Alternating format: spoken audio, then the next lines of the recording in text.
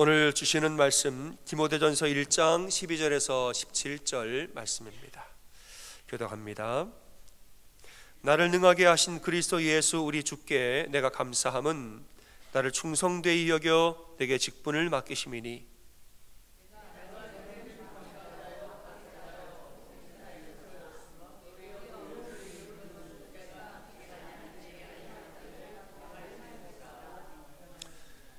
우리 주의 은혜가 그리스도 예수 안에 있는 믿음과 사랑과 함께 넘치도록 풍성하였도다.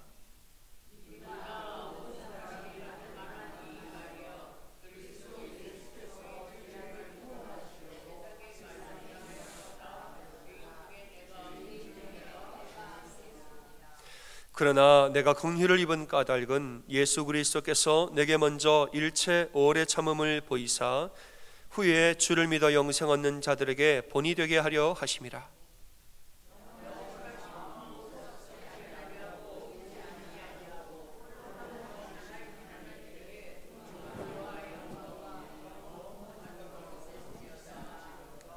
아멘. 할렐루야. 아멘. 우리 선우좌우로 참 잘 오셨습니다. 인사합니다. 참 잘 오셨습니다. 주님의 이름으로 환영합니다. 오늘 디모데전서 1장 두 번째 말씀 나누게 됩니다. 디모데전서는 사도 바울이 에베소 교회를 목회하는 디모데에게 보낸 목회서신이라 이렇게 말했습니다. 당시에 에베소 교회에는 복음보다 율법을 더 강조하는 법법하는 사람들이 있었더라. 사도 바울은 그들을 명하여 엉뚱한 가르침을 멈추게 하라. 교회에는 오직 예수 그리스도의 참된 복음만을 전해야 하는 것이라 이렇게 말했습니다. 이 참된 복음이 무엇이냐? 예수 그리스도의 십자가의 사랑이라 이랬습니다. 우리를 사랑하사 자기의 독생자, 자기 외아들을 내어주신 하나님 아버지 이 사랑, 우리를 사랑하사 나 같은 죄인을 용서하기 위해서 목숨을 내어 던진 예수님의 사랑, 이 사랑이 복음의 핵심이요, 복음을 안다라는 것은 이 사랑을 깊이 아는 것, 이게 바로 복음을 아는 것이라 말했습니다. 오늘 본문에서는 이 사도 바울이 내가 어떻게 예수님의 사랑을 알게 되었는가 본인의 간증을 통해서 이야기를 합니다. 12절에 보니까 주님이 나를 충성되이 여겨 직분을 맡기신 주님께 감사하노라 이랬습니다. 사도 바울이 나에게 직분을 주신 하나님 주님께 감사하노라. 주님이 사도 바울에게 이방인의 사도라는 직분을 주셨죠. 이방인의 사도. 그러나 바울은 그런 직분을 주님께 받을 만한 자격이 애초에 안 되는 사람입니다. 이런 직분을 받을 자격이 안 되는 나에게 그런 직분을 주신 주님께 감사하노라. 그 왜 감사하느냐? 원래 바울은 예수님을 지독하게 박해했던 사람입니다. 예수님을 아주 박해했던 사람이에요. 13절에 보니까 내가 전에는 비방자요 박해자요 폭행자였으나 도리어 긍휼을 입은 것은 내가 알지 못하고 행하였기 때문이라. 모르고 그랬다는 거예요. 이 비방자, 박해자, 폭행자, 점층법에 점점점 세지는 단어죠. 비방자는 예수님 나쁘게 말했다는 겁니다. 예수님 좋은 얘기를 안 했다는 거예요. 말로 비방을 하고, 그다음 박해자, 말만 하는 것이 아니라 물리적인 폭력을 가했다는 거예요. 물리적으로 사람들 가두고 억압하고 물리적으로 억압을 했다는 거죠. 세 번째 폭행자, 이게 제일 나쁜 말이에요. 폭행자는 뭐냐? 이러한 일들을 통하여서 내 내면 마음속으로 만족감을 느꼈다는 거예요. 다른 사람을 비방하고 그 사람을 박해하면서 속으로, 내 마음속으로 즐거워하고 만족감을 누렸다는 거예요. 이게 폭행자의 원어적 의미입니다. 이건 참 나쁜 말이죠. 그런 사람 있지 않습니까? 심리학 용어 중에서 샤덴프로이데라는 말이 있습니다. 샤덴은 고통, 프로이데는 기쁨, 둘이 합치면은 고통의 기쁨이라는 뜻이에요. 그러니까 남의 고통이 나의 기쁨이라는 말이죠. 고통의 기쁨. 다른 사람이 고통받는 것을 보고 내가 되게 좋아요. 기쁘고. 남이 안 되는 거 보면 내가 재밌단 말이죠. 이것은 만족감을 느낀다는 것이에요. 왜 사람의 심리에 그런 마음이 있는가? 근원을 봤더니 사람은 다 이기적인 본성이 있기 때문에 다른 사람들을 잠재적인 경쟁자로 다 본다는 것입니다. 우리가 다 동료고 친구지만은 인간의 본성에는 다 그렇다는 게 아니라 본성에는 뭐가 있느냐? 사람 경쟁자로 본다는 거예요. 다 경쟁자. 때문에 남이 괴롭다 힘들다 그러면 겉으로는 아이고 힘들겠네, 속으로는 나는 잘 되는데 서로 좋아한다는 거죠. 예수 믿기 전의 이야기, 예수의 사랑을 모르는 사람들의 이야기, 인간의 본성이 그러하다는 것입니다. 예수 믿기 전에 바울에게도 그런 마음이 있었습니다. 바울은 당시에는 유대인 중에 유대인이요 바리새인 중에 바리새인이라. 이 사도 바울은 유대 사회에서 굉장히 지위가 높은 사람이었습니다. 그리고 어떤 일종의 책임감을 가지고 있었고, 유대교가 잘 되기를 원하고 바리새인들과 율법이 잘 되어지길 원하는 이런 사람이죠. 근데 예수의 제자들이 밖에 나가서 공동체를 만들더니 예수의 제자들 그룹이 점점 커지는 거예요. 그러니까 사도 바울의 눈에는 잠재적인 경쟁자가 된 거죠. 저 사람 왜 이렇게 잘 돼? 왜 이렇게 저 모임은 기쁘고 즐겁고, 왜 저 모임은 저 부흥을 하고? 잠재적인 경쟁자가 된 거예요. 그 다음에 이제 비방을 하죠. 그 다음에 박해를 해요. 그러면서 마음속으로 만족감을 누렸다는 거, 만족감을. 사람들을 가두고 죽이고 이렇게 하면서 그냥 막 겉으로는 이런 자들은 죽어 마땅하다, 나 율법을 수호하기 위해서 난 어쩔 수 없이 이렇게 하는 것이다 라고 말했지만은 속마음으로는 그런 비방과 박해를 즐거워하고 재밌어 했다는 거예요. 그리스도인들의 박해를 받는 걸 보면서 기뻐하고 경쟁자가 사라진 것을 좋아했다는 거예요.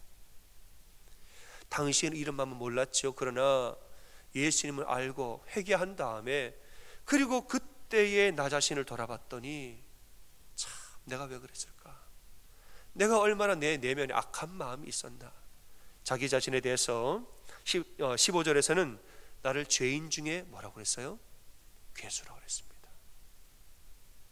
참 그때 나를 돌아봤더니 이렇게 못난 사람이 있어서 지금 보니까 그렇다는 거야. 그러면서 나는 죄인 중에 내가 괴수였느니라. 근데 이렇게 죄인 중에 괴수였던 나를 충성된 사람으로 여겨서 이방인의 사도라는 직분을 주신 거, 세상에 그런 분이 어디 있느냐는 거지요. 이것은 예수 그리스도의 놀라운 은혜라. 14절에서 우리 주의 은혜가 그리스도 예수 안에 있는 믿음과 사랑과 함께 넘치도록 나에게 풍성하였도다. 분에 넘치는 사랑받았다는 거예요. 나에게 왜 이런 은혜를 주셨을까? 16절에 보니까 내가 긍휼을 입은 까닭은 예수 그리스도께서 내게 먼저 일체의 오래 참음을 보이사, 나에게 일체의 오래 참음을 보이사 후에 주를 믿어 영생을 얻는 자들에게 본이 되게 하려 하심이라. 저런 사람도 사랑하는 예수님, 이게 본이 되어서 수많은 사람들을 돌아오게 하려고 나 같은 괴수도 용서하셨다는 거죠. 여러분, 사도 바울은 유대 사회에서 굉장히 중요한, 말하자면 신학자였고 종교 지도자였습니다. 아주 높은 위치에 있었던 사람이에요. 청명받는 다음 세대, 차세대 주자였고, 근데 이런 사람들이 그렇게 핍박하던 예수를 영접하고 예수를 따르는 자가 되고 전도를 시작하네요. 놀랄 노자입니다. 놀랄 노자. 유대 사회가 깜짝 놀랐고 제자들도 깜짝 놀랐습니다. 그때 유대인들이 뭐라고 했어요? 저 사람 죽이라고. 영향력이 어마어마하거든요. 그런 사람이 회심해서 예수를 믿고 전도한다? 파급력이 어마어마한 겁니다. 갈 때마다 저 사람 죽이라는 거예요. 결국 못 죽였지만은. 그러니까 다들 깜짝 놀라고 사울이 바울로 회심하였더라. 회심의 소문이 사방으로 퍼져나간 거예요. 이 소문이 퍼져나가면 동시에 누구의 사랑도 퍼져나갑니까? 예수의 사랑도 함께 퍼져나간 거예요. 자신을 박해하고 제자들을 박해하던 바울을 오래 참으사 그를 품고 사랑하고 회심시키고 나의 제자로 삼으시는 이런 분이 있을까? 예수의 오래 참는 사랑도 온 만방에 함께 알려지게 된 것입니다. 여러분, 복음의 핵심은 사랑입니다. 아멘. 저를 따라 고백하겠습니다. 복음의 핵심은 사랑이다. 복음의 핵심은 이러한 사랑이에요. 나를 사랑하사 자기 독생자 외아들을 내어준 아버지의 사랑, 나를 사랑하사 죄인 중에 개수와 같은 날 오래 참고 나에게 직분을 맡기는 예수님의 사랑. 근데 복음의 핵심은 사랑입니다. 여러분, 이 사랑이라는, 우리가 믿는 하나님이 사랑의 하나님이라는 거, 우리가 믿는 신이 인간을 사랑하고 섬겨주는 신이라는 거, 여러분, 이것이 기독교와 다른 종교의 어마어마한 중요한 차이입니다.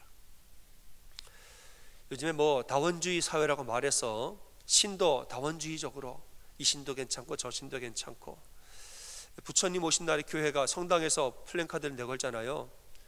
석가모니의 오심을 축하드립니다. 성탄절날 절에 현수막 걸잖아요. 예수님의 탄생을 축하합니다. 다 행복하세요 말하잖아요. 여러분, 우리가 서로 존중하는 건 좋아. 저도 스님 보면 인사합니다. 스님도 목사님 보면 인사해요. 사람을 존중하는 건 당연히 좋아요. 다만 그렇다고 해서 그 신도 맞고 이 신도 맞고 이건 아닌 거예요. 오늘날의 종교를 볼 때에 모든 종교가 다 고만고만해 보이시죠? 절대 그렇지 않습니다. 그건 공부를 안 해서 그래요. 죄송하지만은 종교를 공부를 해보세요. 공부를 하면은 각자의 종교가 상당히 다릅니다. 특별히 기독교는 굉장히 달라요. 인간을 사랑하여서 자신의 목숨을 내어주기까지 인간을 섬겨주는 신은 우리가 믿는 성경 말씀에만 나오는 신입니다. 다른 데는 그런 하나님 없어요.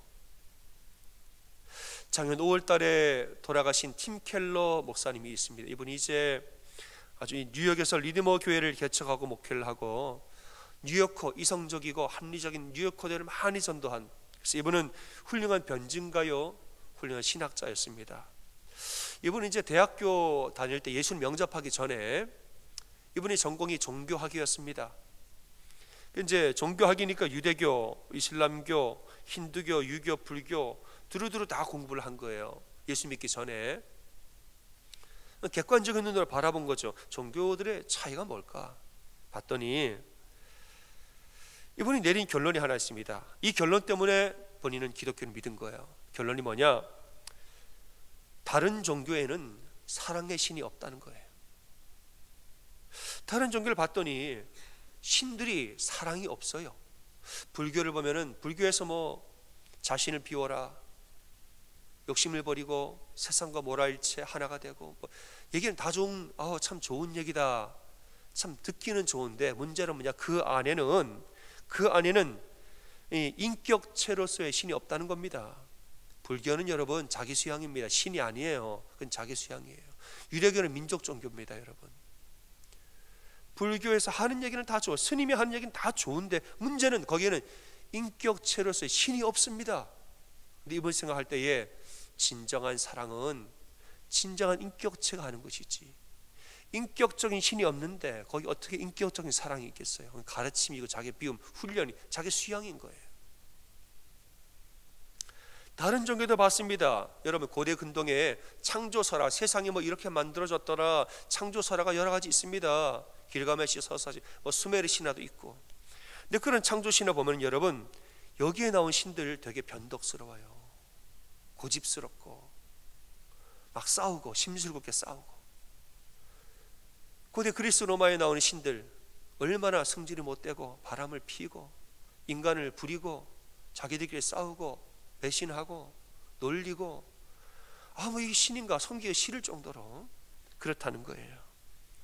그들이 말하는 세상이 어떻게 창조가 되었는가? 여러분, 신들끼리 싸우다가 이긴 신이 진 신을 반토막 내버립니다. 몸이 두 동강이 나버리잖아요. 두 동강이나 한 동강으로는 하늘을 만들고 한 동강 땅을 만들었어요. 세상이 어떻게 만들어졌다고요? 전쟁 중에 만들어졌다는 거예요. 인간을 왜 만들었냐? 노예로 만들어서 신을 섬기려고 노예로 만들었다는 거예요. 여러분, 다른 종교의 창조 설화에서는 세상이 아름답지 않습니다. 인간은 신을 섬기는 존재로 노예로 만들어졌다는 거예요. 근데 성경에서 뭐라고 말하죠? 아주 독특합니다. 성경에서는 하나님은 세상을 만드시고 뭐라고 그래요? 보기에 좋았더라. 하나님 온 세상을 만드신 다음에 보기에 좋았더라. 너무 좋아했다는 거예요. 그래 사람을 만드신 다음에는 보시기에 어떻게 좋았더라요? 심히 좋았더라.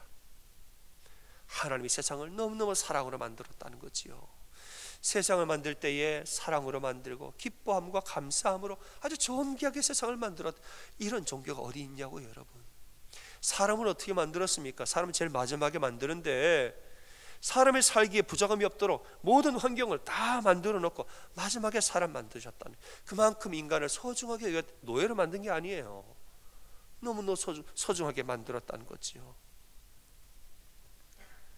하나님은 사랑으로 세상을 사랑으로 창조하시고 사랑으로 인간을 만들고 사랑을 위하여서 인간을 위해 대신 죽으시는 신, 이러한 신은 성경에 밖에 없다는 겁니다. 그래서 여러분, 저를 따라 다시 한번 고백합니다. 기독교 복음의 핵심은 사랑입니다. 아멘. 복음의 핵심은 사랑인 거예요. 사도 바울은 이 사실을 완전히 깨닫고 그때 회심을 했다는 겁니다. 바울이 이전에 율법의 매인자로 살 때 이미 훌륭한 신학자요, 종교적으로 신실한 종교인이었습니다. 다만 문제는 뭐냐? 그 안에 사랑이 없고 살기만 등등했다는 거예요. 그렇게 신실한 종교인인데 속마음에 사랑이 없고 살기만 등등했다는 거, 왜 그럴까요, 여러분? 그렇게 열심히 신을 섬기고 그렇게 열심히 공부를 하고 율법을 아는데 사랑은 없고 살기가 등등했어요. 본인이 그게 문제인지 몰랐죠. 그러나 예수님 만난 다음에 예수님이 사울아 사울아 당신 누구요? 네가 핍박하는 예수라. 내가 당신이 그렇게 핍박을 했는데 당신 왜 날 사랑합니까? 내가 널 사랑한다. 오래 참아주고 내가 널 기다렸다고. 이렇게 품어주는 거야. 이런 사랑은 유대교의 율법에서는 생각을 해보지 못한 사랑인 거죠. 이 사랑을 경험하고 사울이 예수님을 완전히 영접하고 새 사람이 된 것입니다. 여러분, 예수님을 비방하고 박해하고 폭행한 그런 죄인 중의 괴수까지도 사랑하고 용서하는 것이 예수님의 사랑인 줄로 믿으시기를 바랍니다. 바울의 간증이 우리에게 은혜가 되는 이유는 사도 바울만 죄인 중에 계십니까? 우리도 죄인 중에 뭐예요? 괴수인 거예요. 바울만 죄인 중에 괴수예요? 우리도 죄인 중에 괴수입니다. 그런 바울을 사랑했다는 것은 나 같은 죄인도 주님이 오래 참고 사랑한다는 거예요. 훗날 예수를 영접하는 모든 사랑의 본이 되게 하려 함이라. 우리와 같은 자에게 바울의 이야기를 통하여서 나와 같은 죄인도 사랑하시는구나 말씀하려고 그랬다는 거지요. 여러분, 주변 분들 빨리 한번 보세요. 착하게 한번 보십시오. 보셨어요? 그 사람보다 내가 낫다고 생각하면 여러분 여전히 교만하신 거예요. 그 사람보다 내가 낫다, 여러분 교만하신 거고, 그분이 나보다 낫다, 내가 바로 죄인 중에 왜요? 그래, 내가 죄인 중에 괴수입니다 라고 말하는 분이 십자가의 사랑을 아는 사람인 줄로 저는 믿습니다. 주님, 제가 못났지만 그 사람보다 낫잖아요. 아니에요. 그건 아직까지 은혜를 받을 준비가 안 된 거예요. 주님, 내가 바로 죄인 중에 괴수입니다 라고 말할 때에 예수의 사랑을 알 준비가 된 겁니다. 어느 집사님 한 분의 간증입니다. 이분은 이제 남편과 함께 유학을 다녀오고 남 부끄러울 것 없이 그렇게 사는 분인데, 남편은 여전히 잘 세상적으로 성공하고 아내분은 교수로 일합니다. 참 좋아 보이죠? 사람들 부러워하고. 근데 이분이 사실은 유학을 마치고 한국에 돌아와서 시집살이를 하는데, 이 시부모님 두 분 다 율법과 전통이 아주 강하게 매인 시부모님을 모시면서 시집살이 하는 동안에 지옥을 경험했다는 거예요. 이 어머님이 시집살이를 하면서 시어머님 때문에 지옥을 경험했는데 마음속 울분이 쌓이죠. 막 분노가 막 쌓이고, 이거 풀 데가 없지 않습니까? 누구한테 풀었다는 거예요? 어린 딸에게 다 쏟아부었다는 거예요.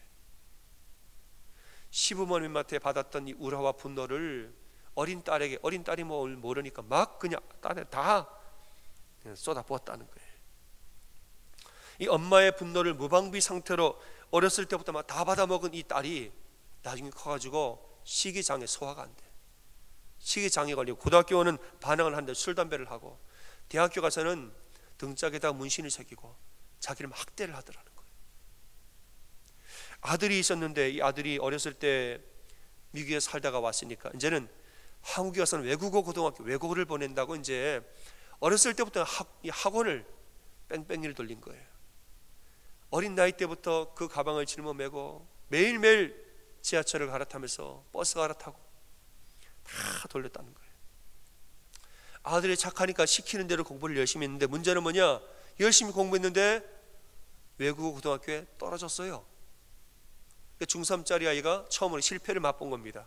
실패와 좌절만 힘들어 하다가 며칠 뒤부터는 엄마 아빠 탓을 하더라는 거예요. 이게 전부 다 엄마 아빠 때문이라고. 엄마 아빠를 공격을 막 이제 하기 시작하는 거예요. 엄마가 말하기를, 너 왜 우리 탓을 하느냐? 말하는 게, 우리가 못해준 게 뭐냐? 네가 공부를 못해 그런 거지. 우리가 안 해준 게 뭐냐? 그러더라는 거예요. 어느 날은 아들이 폭발을 해버렸습니다. 자기가 메고 다니는 가방을 가져와가지고, 엄마, 오늘 도저히 이 가방 한번 들어보시라고. 나는 이 가방을 메고 매일매일 학교 갔다가 매일매일 나 혼자서 버스 타고 지하철 타고 나 학원을 돌아다녔다고. 엄마가 그 가방을 매봤는데 그분 글에 의하면 20kg처럼 무거웠다는 거. 엄청나게 무겁더래요. 세상 이걸 메고 돌아다녔나. 아빠도 매봐. 아빠가 내가 왜 매? 매보라고. 아들이 아빠가 맸더니 그렇게 무겁더라는 거예요. 아빠가 그걸 메고 40분 동안 서 있었대요. 다리가 후들거리고. 아빠, 엄마, 나는 이거 메고 매일매일 지하철을 타고 뺑뺑이를 돌았어. 그 후로 아들이 인류 최고의 대학 그걸 목표로 공부를 하는데, 고3 때는 너무 스트레스를 받아가지고 이번 표현이 20번을 쓰러졌대요. 20번을. 자녀 문제로 엄마가 고민을 너무 하면서, 옛날에 몰랐는데 참 이게 이렇게 나이가 들면 이렇게 나타나는구나 고민을 하다가 엄마가 이제 간절한 마음으로 기도를 합니다. 기도를 하는데 그때부터는 회개가 터져 나왔다는 거예요. 가만히 기도를 하는데 내 숨겨왔던 죄와 잊어버리고 살았던 죄가 다 드러나기 시작하는 거예요. 회개하는 유학 시절에 임신했을 때 공부에 방해된다고 낙태했던 거, 임신을 또 했는데 입덧이 너무 심하니까 또 낙태를 하고, 임신을 또 했는데 이번에는 아들이 아니라고 또 낙태를 시키고, 다 잊어버리고 고개 돌리고 살던 죄들이 다 올라오면서 회개가 막 나오기 시작하는 거예요. 그리고도 모자라서 생명을 떼버린 3명의 자녀가 있는데, 그나마 생명을 보존하여서 나온 이 2 남매까지도 최고가 되라, 인류가 되라, 닭달을 하면서 달달 볶아서 쓰러지게 만들어 놓고도 하는 말이, 내가 안 해준 게 뭐냐? 너네가 공부를 못해 그렇지.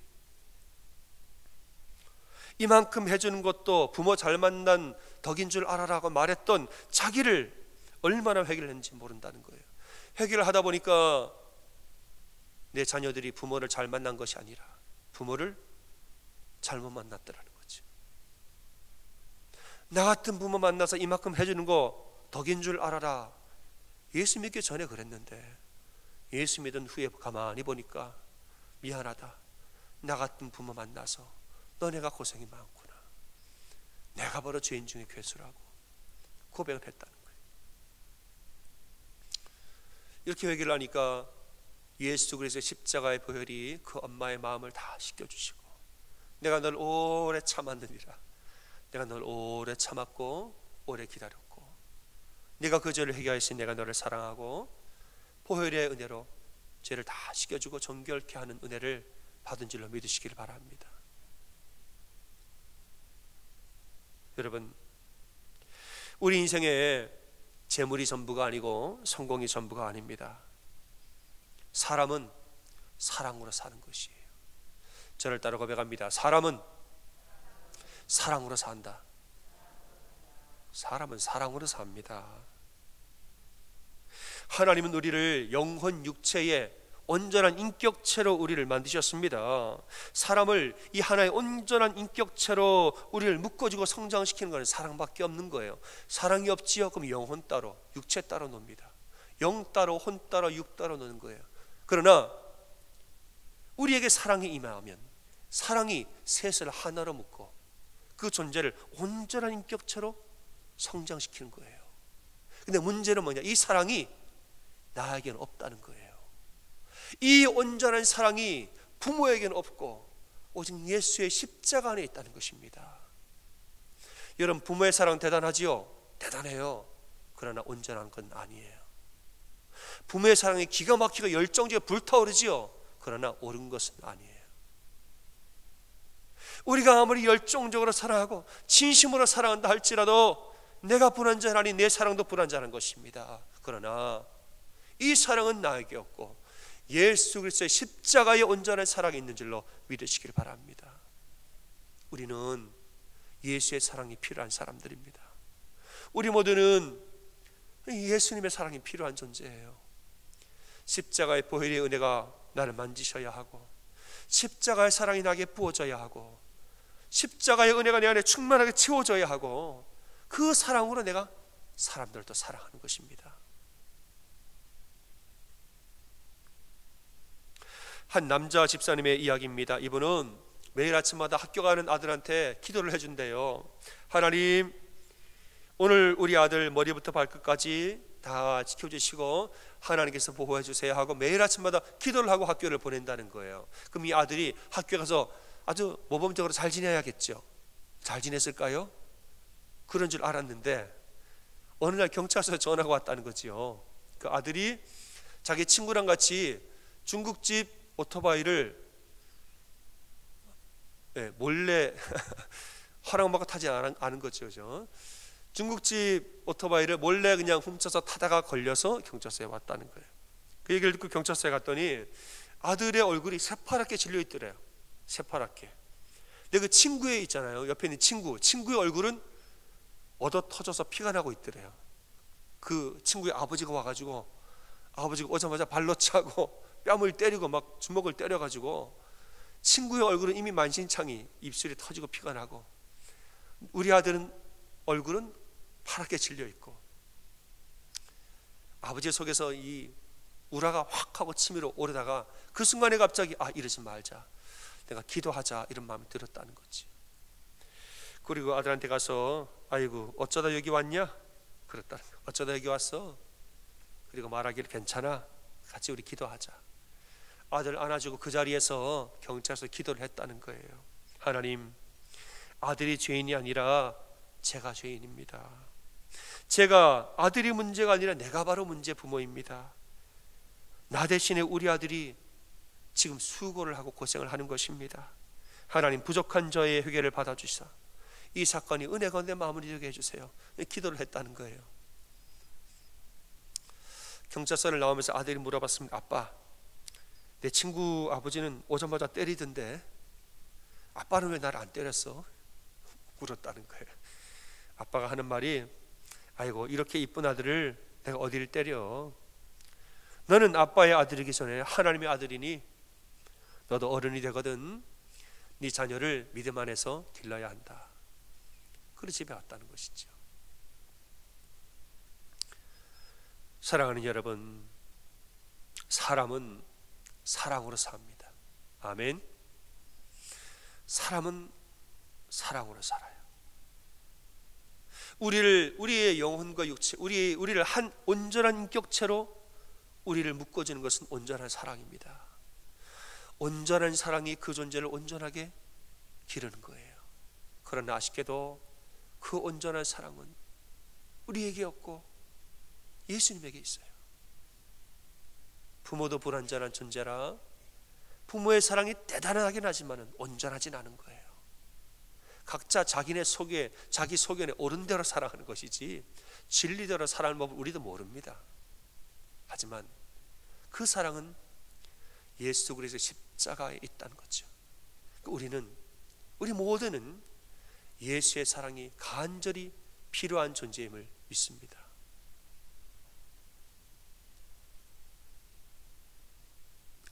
사랑하는 여러분, 우리가 주님의 십자가 앞에 나아가서 함께 기도하시길 바랍니다.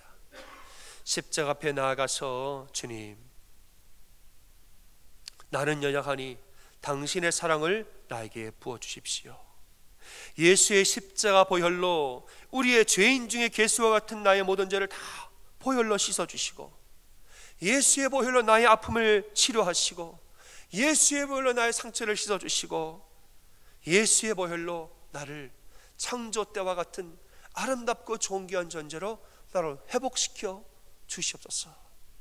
이렇게 우리가 기도해야 되는 것입니다.